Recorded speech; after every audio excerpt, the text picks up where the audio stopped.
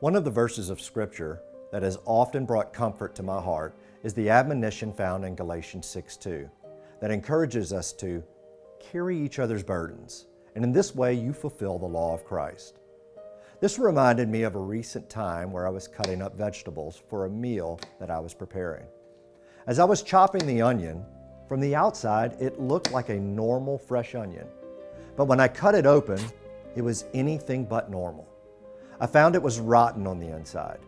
It wasn't a pleasant experience. There was no salvaging this onion. This was a simple reminder to me about life. It's hard to tell from looking at someone what's going on internally.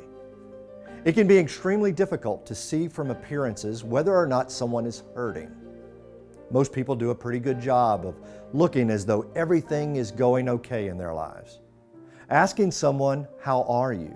is largely a form of greeting in today's culture, just as the reply, "I'm fine," is also. The invitation is to go deeper, to move beyond the surface level, and to create space for a more intimate conversation. The reality is that many people are hurting.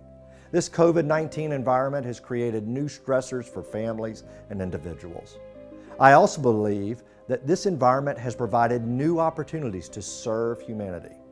My invitation is for us to remember that it's our responsibility to look beyond appearances, to come alongside the people in our lives, to carry each other's burdens.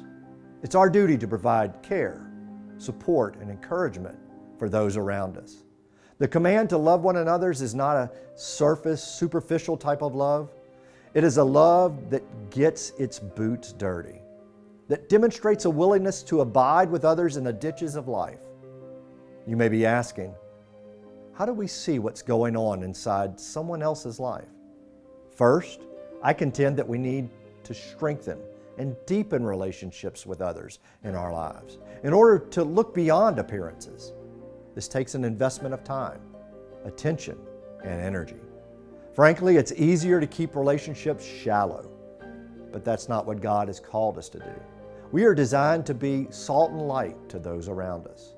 Salt needs to penetrate whatever it seasons and preserves to do its work. Light interacts with darkness in order to dispel it.